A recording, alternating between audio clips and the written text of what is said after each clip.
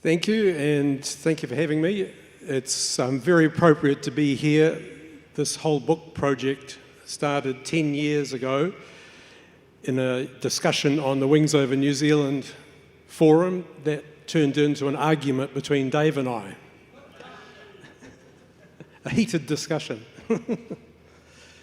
So I'm not an aviation person, I'm a food technologist turned web designer, but my uncle was a wireless operator on Lancasters in World War II in 75 New Zealand Squadron. So in about 2011, I started researching his history, his story, and I got completely absorbed into the online world of Wings Over New Zealand, Bomber Command online communities, and people like David Duxbury, Errol Martin, Kevin King and Simon Somerville in the UK, all these people who are very helpful to newbies like myself. Then I found Peter Wheeler and the New Zealand Bomber Command Association with Peter's fantastic photo archive with a lot of 75 New Zealand stuff in it, and of course the wonderful community of veterans and their families. I tried to research the history of the squadron, of course. It's one of the first things you do. So I read Return at Dawn, which was published in 1942, covering just the very early part of the squadron's war exploits. Forever Strong by Norman Franks in 1991, which was a very patchy squadron history. And the 75 Squadron Association's own history, which was put together over many years by Colin Hanson, Ron McFarlane and others, but remains unpublished. Sorry. Here we go. First of many technical glitches. Sorry about this. Oh, there we go. One thing that bugged me and frustrated me was that was the story of how the squadron came into being in the first place. As Dave said, the basic story is well established, but it sounded like an amazing story and something that had never been done before, flying 30 Wellington bombers halfway around the world. But many of the details were missing, skimmed over, or not consistent between different versions. The ferry flight unit is often referred to in the literature as the New Zealand flight. In 2014, there was a WONZ discussion where Dave posted that the correct name was the New Zealand Squadron, not the New Zealand flight. Well, by then I had copies of various official documents that stated that referred to the New Zealand flights. So I started sending him references, and fortunately for all of you, we took our debate offline.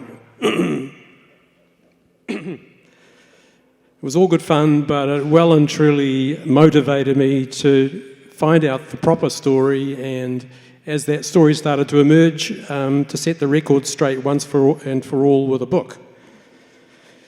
So, long story, but it involved trips to Archives New Zealand in Wellington, which had the collection of Maurice Buckley, who was the original leader of the ferry flight unit and later served as the founding commander officer of 75 New Zealand Squadron. The Air Force Museum, Simon Moody was very helpful and let me know that they had a copy of the New Zealand Squadron's flight authorization book, something that I never knew existed. This detailed every flight that the unit ever made, listing aircraft, pilots, crews, instructions, up and down flight times, the whole lot. The museum also holds copies of several of the ferry flight pilots' logbooks: Buckley, Aubrey Brecken, Nugget Cohen, John Collins and Charles Hunter. They also have Brecken's photo albums and Trevor Freeman's, and copies of Ralph Cochrane's New Zealand diaries from the period that he was planning the expansion of the RNZAF. Brooklands Museum in England was also very helpful. They're located on the site of the Vickers factory where the Wellingtons were built. They still have some of the old Vickers records, but other records are held by Cambridge University. Then in May 2021, a major development. The Buckley family themselves started posting on 75 Squadron Facebook page. And it turned out that on top of all of Buckley's material that was held by various museums and archives in New Zealand, the family still have 4 battered old suitcases full of historic photos, letters, medals, and memorabilia. It was starting, these included a narrative of the very early days of the New Zealand Squadron in Buck's own words and his wife Pat's beautiful handwriting.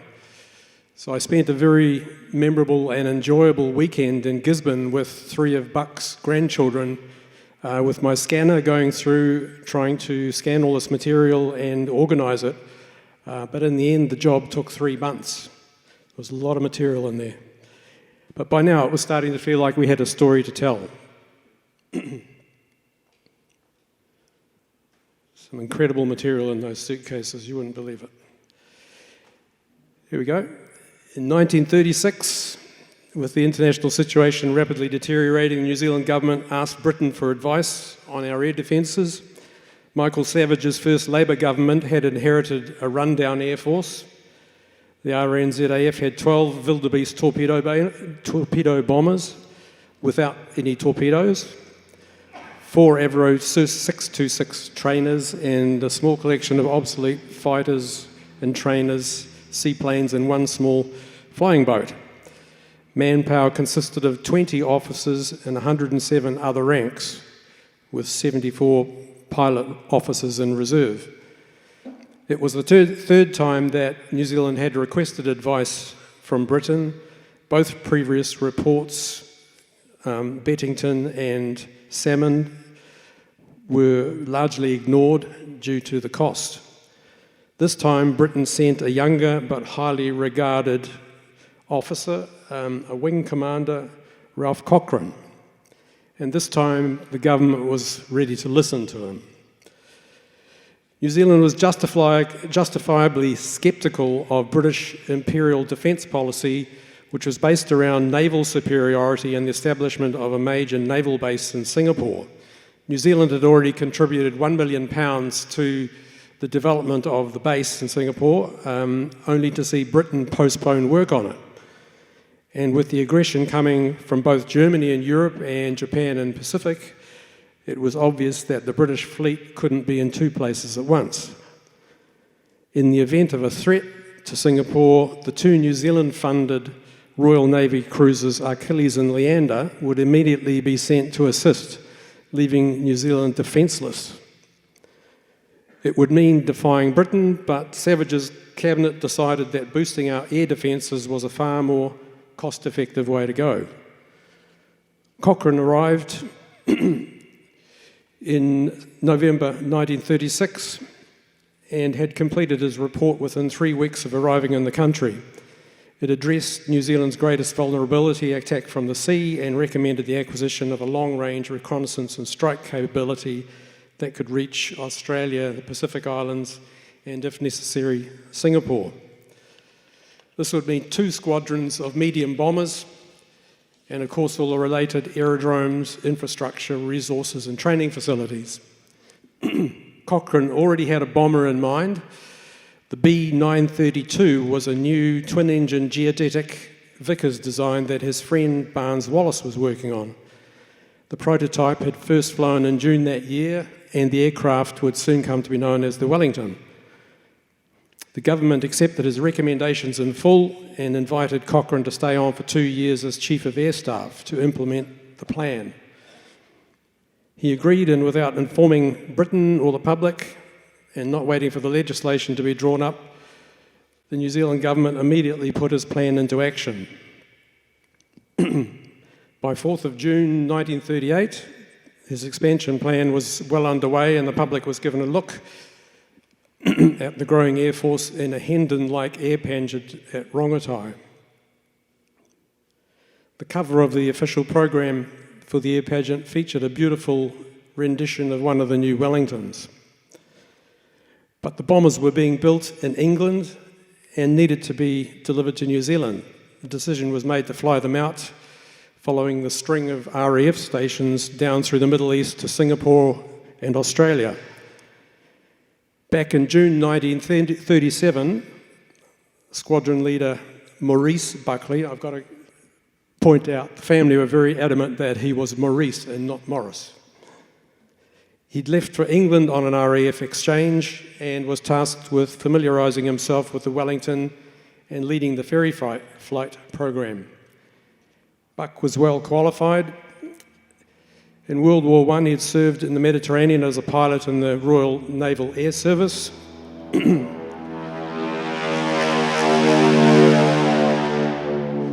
This is him in his Bristol Scout. He was a true New Zealand aviation pioneer with several aviation firsts, including crossing the Southern Alps. In 1926, he joined the New Zealand Permanent Air Force as a flying instructor at Wigram, became chief flying instructor and eventually base commander, and during that time was involved with the Southern Cross cruise, flying them around New Zealand on a publicity tour. That's Tom McWilliams, the radio operator. He was then put in charge of the Wildebeest bomber reconnaissance flight at Hobsonville, promoted to flight lieutenant and awarded the MBE, the first such honour received by a member of the RNZAF. He was also a pioneer in aerial photography and photographic surveying and mapping. So he arrived in England, and on the 17th of May 1938 at Martlesham Heath, he went for a test flight in the first production Wellington, this one here, flown by Vickers test pilot Mutt Summers. In November, he was posted to 38 Squadron, Marham, which was only the second RAF squadron to operate the new Wellingtons, and he served there as a flight commander. These next photos were taken during his time at Marham, and they're nothing to do with New Zealand Squadron, but they are interesting in that it's photos of the Mark I Wellington are fairly rare, and these give you a great view of the original clean lines of the Mark I versus the later snub-nosed 1As, 1Cs, and so on.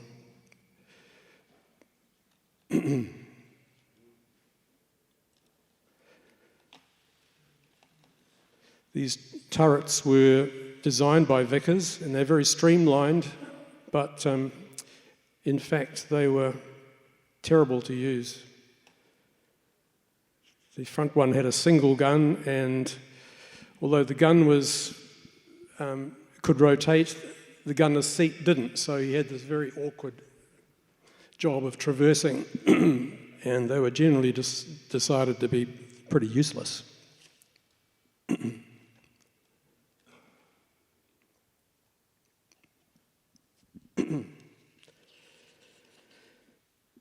In May 1939, the ferry flight unit was allocated 2 hangars, rooms, and a barrack at RAF Station Marham. A telephone was installed for Buckley, but he had to provide his own typewriter. In 1st of June 1939, the New Zealand Squadron was officially gazetted under Buckley's command. The unit was to be divided into 2 flights, and this is where the debate comes from. A permanent flight made up of administrative and maintenance personnel, and a mobile flight made up of ferry flight personnel. After training was complete, Buckley would leave the first mobile flight out to New Zealand, 6 aircraft, at which point the leader of the second mobile flight, Nugget Cohen, would take over as commanding officer of the whole unit of the squadron. As for crews, in April 1939, volunteers had been asked for from the RAF. There were several hundred New Zealanders already serving in the RAF on short service commissions.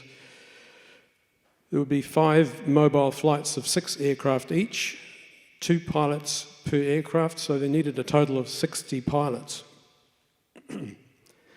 Each crew would be made up of RNZAF pilots and mixed RNZAF RAF crews.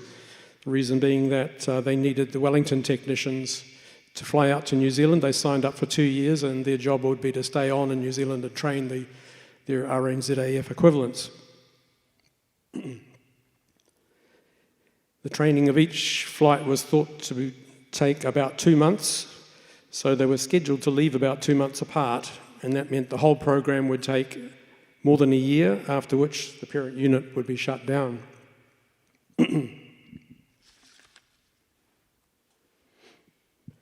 Buckley had already assembled 12 pilots, including himself, at Marham for the first mobile flight, and there were also by then 2 pilots preparing for the second mobile flight.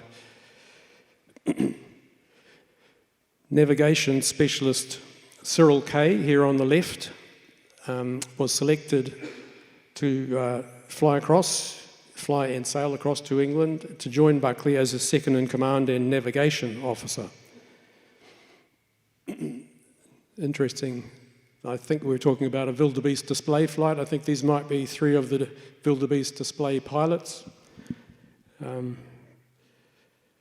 Cyrus Kay, Ron Nugget Cohen, and Tony Lester. And I really like Lester's flight suit. I don't know if you can see it on there, but it looks like he's used his old dressing gown. Very stylish.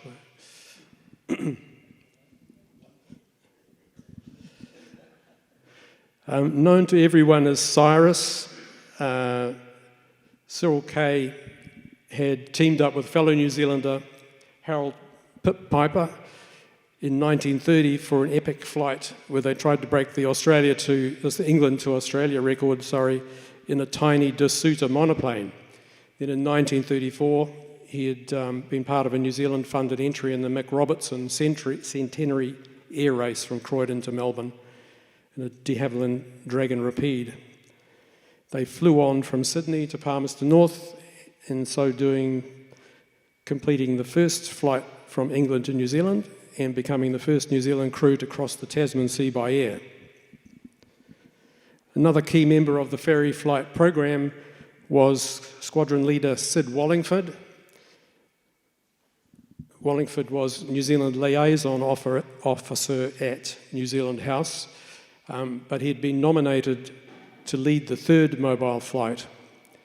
He was another aviation pioneer. In 1935, as in this photo, he captured the public's imagination when he landed a ferry seaplane beyond the breakers at Carry Beach to rescue a young woman who was gone out beyond the surf and had been out there for 4 hours. The surf rescue teams couldn't reach her. Picked her up and flew her back to Hobsonville. He'd also had the distinction of flying New Zealand Air Force's first ever active operational sortie, a 2-hour, 50-minute reconnaissance in a gypsy moth seaplane around the island of Upolu, Western Samoa. As well as pilots, the flight needed technicians. 2 RNZAF fitters had already arrived at Murrum after training in England on Wellingtons, and in 1938, members of, this was the wireless course held at Wigram in 1938, and of these guys, 6 of them were sent across to England in January 1939 to train on Wellingtons and then to proceed to join the ferry flight.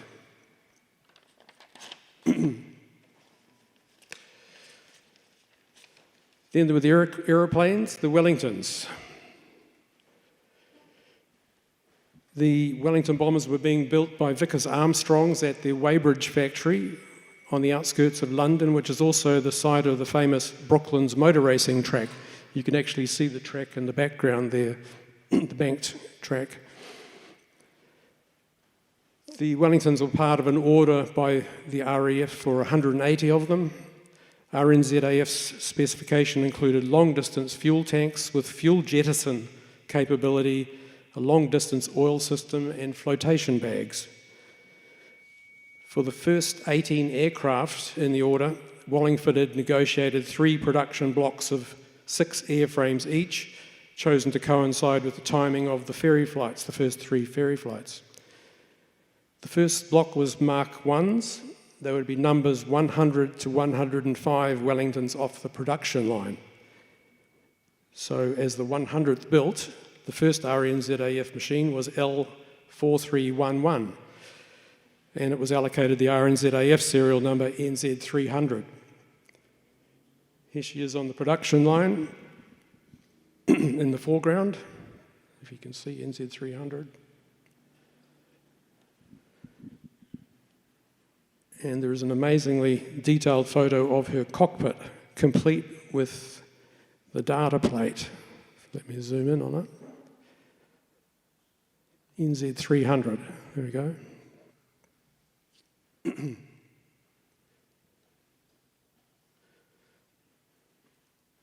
Oops, sorry, too fast.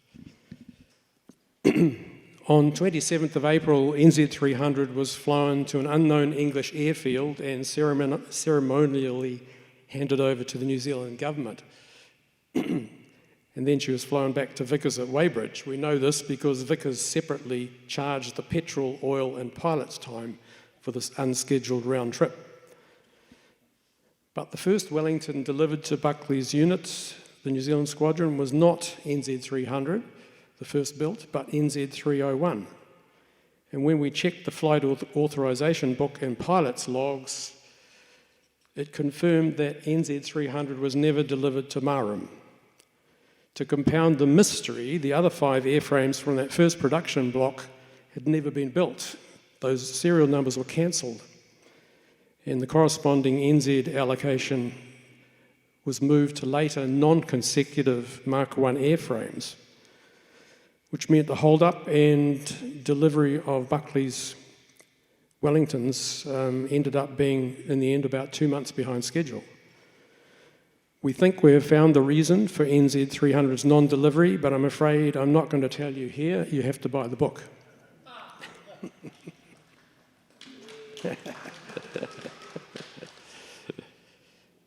Meanwhile, Buckley had to make do with only 5 Mark I Wellingtons as trainers. 4 of them had dual controls for pilot instruction. And it would be the second batch of 6 Wellingtons, which would be Mark 1As, that would make the first ferry flight to New Zealand. The first 5 would stay in England as trainers. And one of these aircraft to fly out to New Zealand, the first batch, would be fitted with brand new top secret technology. In April, Dr. Ernest Marsden of the DSIR had arrived in England at the invitation of the British government to learn about new radio direction finding technology, what we now call radar. And Britain had wanted to share its findings with the 4 dominions, Canada, South Africa, Australia and New Zealand, in case war should break out. Marsden's job was to evaluate the different types of radar they were developing, to choose the best technology and most appropriate technology for New Zealand's needs, and to bring back the information and equipment so New Zealand could manufacture its own radar. Air-to-surface vessel ASV radar, was the most relevant to what New Zealand needed.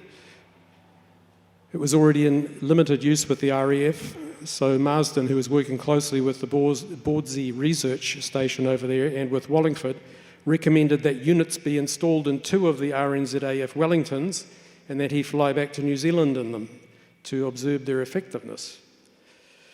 Shortages of materials and equipment meant that in the end only 1 Wellington was fitted with radar. But in the meantime, the New Zealand government, once again incredibly bold, had authorised payment of £29,000 sterling for 34 sets to equip the entire fleet. Sometime in August 1939, a press agency photographer came to Marham to record the men and machines of the historic ferry flight that was about to take place, and some amazing photos have survived of the pilots. These are the 12 foundation pilots. These are the 12 pilots with the crews that they were to fly out to New Zealand with, the first mobile flight. And this is the complete New Zealand Squadron, as it was in August 1939.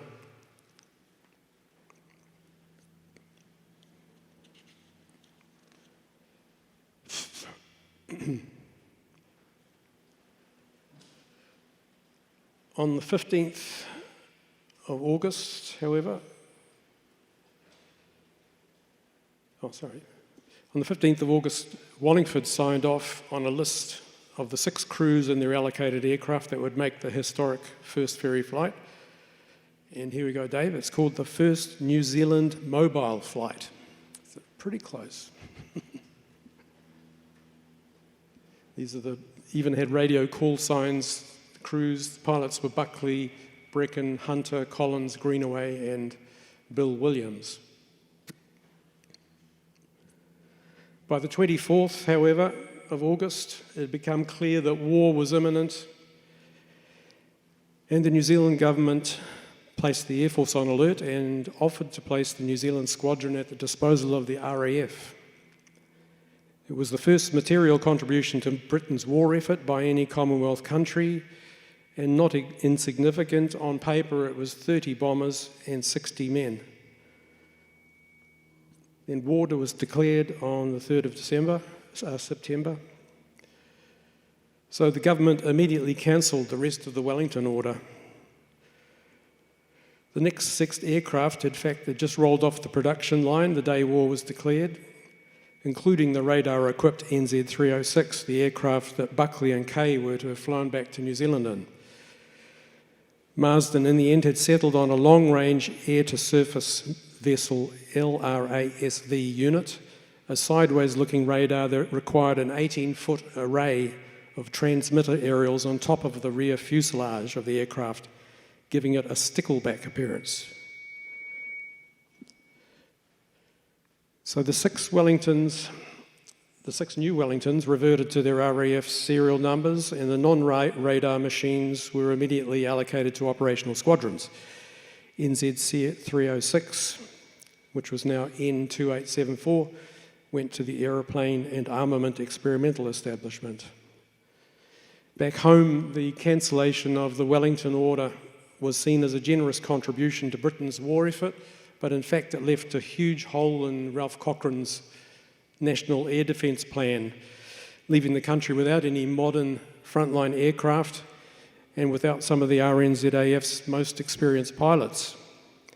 It meant New Zealand would be vulnerable to attack from the sea and unable to uphold its reconnaissance commitments across the Pacific. It would be another 2 years before the Wellington fleet's capabilities were replaced. On the 25th of September, orders were received to relocate the unit to Harwell, near Oxford, and then operational training began. Buckley lobbied hard to keep the unit together and retain its New Zealand identity, and he got the support of 3 groups, Jack Baldwin and the head of Bomber Command, Sir Edgar Ludlow Hewitt. But the New Zealand government was very dubious. They were already stretched with training requirements at home and could not commit to fully manning a squadron with New Zealand airmen. So those discussions went on for 7 months. The New Zealanders faced the realities of life as RNZAF personnel serving in their RAF, with the potential that they might be spread amongst different squadrons. They worried about losing their hard-won RAF career opportunities, and actually 5 of the pilots refused to sign the agreements that had been drawn up by Wallingford to transfer to the RNZAF. The situation became quite tense, and it took 4 months to resolve. The 5 eventually forced to back down because the RAF made the conditions progressively more punitive. RNZAF pay rates were significantly better, including allowances. For example, Cyril Kay, as a squadron leader, was paid £1,012 per annum, whereas serving in the RAF, he would have been earning £803. There were also cultural issues, as illustrated in this story told by leading aircraftman Dick Smith, who was an RAF fitter with the New Zealand Squadron who emigrated to New Zealand after the war. He says, "My story concerns Corporal Joe White. As we passed the guard room off duty, Joe tucked his cap into his belt. Suddenly a service police corporal ran out of the guard room and yelled at him, 'Corporal, get your cap on!' Joe yelled back, 'I didn't travel 12,000 bleeping miles to help fight a bleeping war just to put my cap on, so get stuffed.' The shocked SP retreated into his kennel. This made my day, as ordinary airmen had to put up with a lot of bull in those days."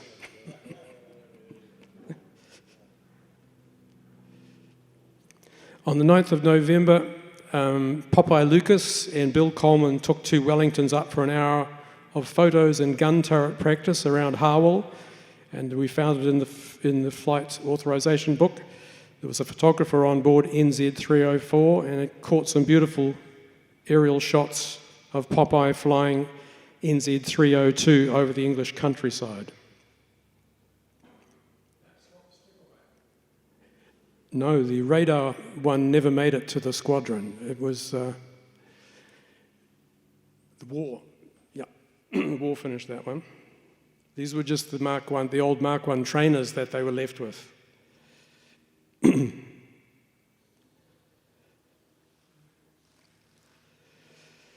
Another issue was that the New Zealand Squadron was nowhere near squadron strength. While set up to oversee the formation and training of a series of 6 ferry mobile flights, only one flight, the first mobile flight, was ever formed, left with the 5 trainers as aircraft. As time went by, however, it was more commonly referred to as the New Zealand flight. And here we have Wallingford saying in January 1940, "The New Zealand Squadron, which existed at Marham prior to the outbreak of hostilities, cannot be considered a squadron as defined in the RAF. The unit, which is now termed the New Zealand Flight, has continued to train with these aircraft at Harwell." On 1st of November, Buckley was promoted to Wing Commander, and on 13 November he received a major boost with the arrival of 17 RAF wireless operators. These are 3 of them who crewed together during training: Smudge Smith, Stan Brooks, and Eric Albert. On the 15th of January 1940, the unit moved from Harwell to Stradishall, where Buckley finally received operational aircraft, 6 new Mark 1A Wellingtons. However, January 1940 was the coldest in almost 50 years, and frustratingly, the weather put a stop to flying training. Stradishall's aerodrome was unusable for the first 9 days of February. It was only a short, brief stay anyway, and on 12 February, the unit was moved to RAF Station Feltwell, its eventual home, which it would share with an operational Wellington Squadron 37, number 37. On the 1st of March, the New Zealand government officially approved the formation of a New Zealand Squadron within the Royal Air Force to be manned as far as possible by New Zealanders. This is the memo from Prime Minister Fraser. The intention was for RNZAF airmen and technicians to be eventually replacing all the RAF personnel, although of course this never happened. The cost of the unit was to be borne entirely by the RAF, however differences in pay rates were to be topped up by the New Zealand government. With the arrival of the new aircraft, the old Mark I's were more or less retired, and on 6th of March, 3 of them left the squadron. Only one of the dual control machines continued to be used as a trainer. But by now, the New Zealand Squadron was ready for business. On 10th of March 1940, at 1:50 p.m, 2 Wellingtons, piloted by Kay and Collins, took off from Feltwell on the New Zealand Squadron's first wartime operation, Operational Exercise Number 1, a special sweep over the North Sea. We can see it there in the flight authorization book with the red box around it. But for some reason, this historic operation was only partially recorded in the squadron's operations record book. There is no entry in the Form 541 detail of work carried out. But luckily, Buckley kept his own handwritten operational reports. So this is Buckley's handwriting from the very first operation flown by the squadron on 10th of March.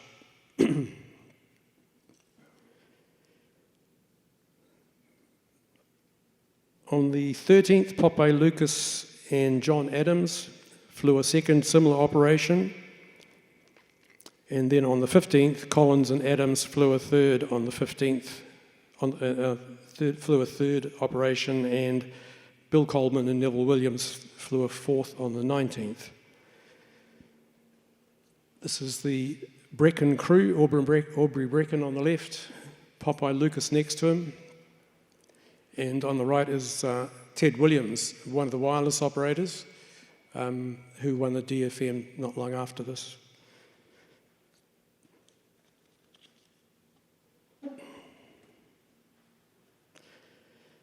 The excitement of operations was interrupted on the 20th of March when RAF Feltwell hosted a visit by a group of special VIPs and a day of pomp and ceremony, recognising the achievements of several airmen and the battle readiness of the unit.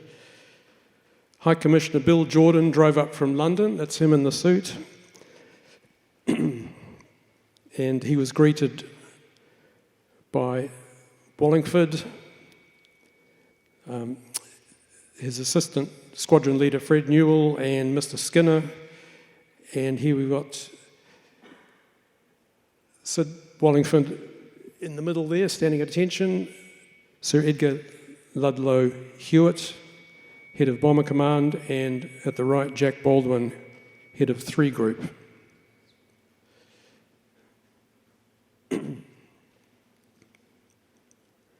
The march past of station personnel was led by the RAF Feltwell Band, with Moden, the station commander, and Buckley leading the parade, and Kay leading the foundation members of the New Zealand Squadron, followed by the rest of the unit. Baldwin, Jordan, and Moden were on the dais as Ludlow Hewitt took the salute, followed by an inspection and presentation of decorations, including 6 DFMs. One of those, this is the New Zealand Squadron, the members marching past. One of the DFMs presented was 27-year-old Corporal Colin Knight, or Todd as he was known, who was one of those 6 wireless operators that had been sent across for the New Zealand Squadron. However, he and another Corporal Jack Langridge had been nominated to join the second mobile flight, so they were still with their operational squadrons when war was declared. In this case, Knight was with 99 Squadron. He was in the crew, wireless operator in the crew of Squadron Leader Andrew McKee, another New Zealander, in a disastrous attack on the German High Seas Fleet in the Schillig Roads. Knight would later join 75 NZ Squadron as signals leader.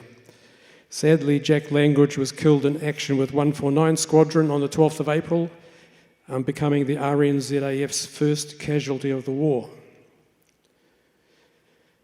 On the 27th of March, things got even more serious when 3 crews were briefed for a nighttime reconnaissance and leaflet dropping raid over Germany and Nickel. It would be the unit's first operation over enemy territory, and in some accounts said to be the squadron's first operation. Popeye Lucas recalled that they were all so keen to fly on it that they drew straws. Lucky winners were Cyril Kay with Trevor Freeman as second pilot, and John Collins with Don Harkness as second pilot. Propaganda leaflets were successfully dropped over the towns of Brunswick, Olsen, Lüneburg and Hoog, but it was no picnic. The weather was diabolical. Vickers Wellington was hit by lightning, destroying the wireless and heating, and Adams got lost, eventually finding himself over Amsterdam, being chased out to sea by the Dutch Air Force.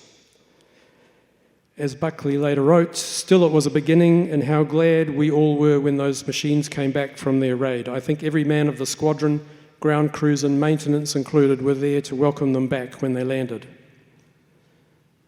On the 31st, Jack Baldwin congratulated Buckley on the effort, impressed that they had undertaken a 9-hour trip on what he described as really their first tryout. He noted that now it was operational, he was arranging for more aircraft to be allocated and offered New Zealander Wilfred Collett as a second flight commander. In fact, the very next day, on the 1st of April, the Air Ministry issued instructions for number 75 New Zealand Squadron to be formed round the existing New Zealand flight at Feltwell. Sorry.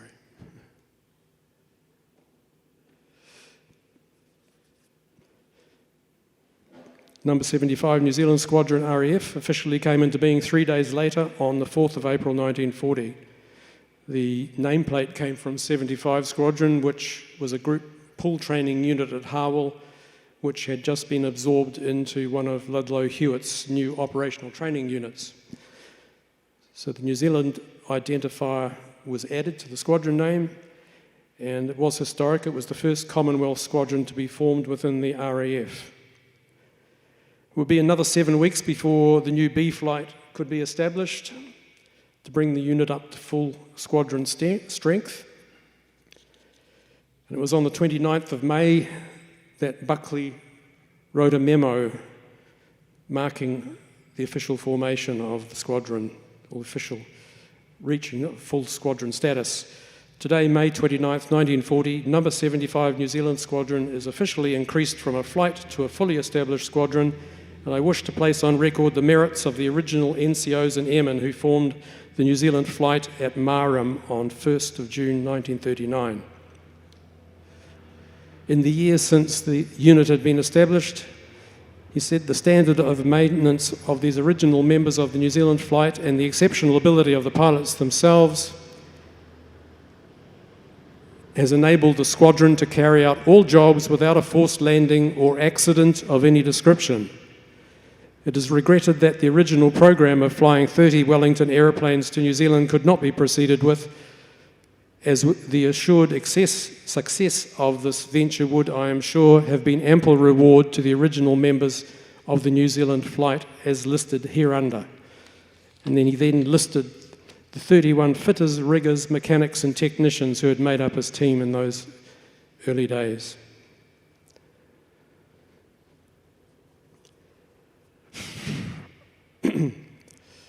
That's pretty much the story. Following the war and his retirement from the RNZAF, Buck's treasure trove, he kept everything that passed through his hands, or copies of it, was stored in his garage at the family home in Paikokariki.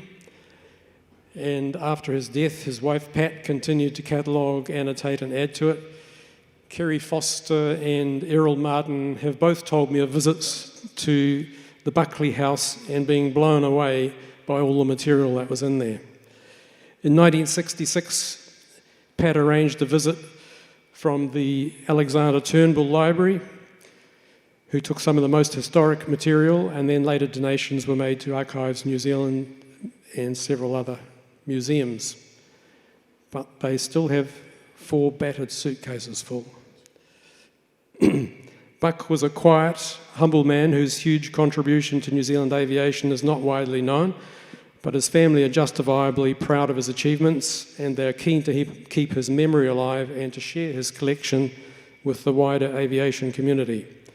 So it's extremely satisfying to be able to finally tell the full story of the New Zealand Squadron, and a special thank you to Buck and his family, otherwise that story would have probably been lost. So after all that, who won the argument? The unit was called the New Zealand Squadron as gazetted in June 1939, and despite multiple official references to the New Zealand flight, all the way up to Prime Minister Fraser, that was never an official designation. So Dave won. But please don't tell him I said that. Okay, thank you very much. Thank you.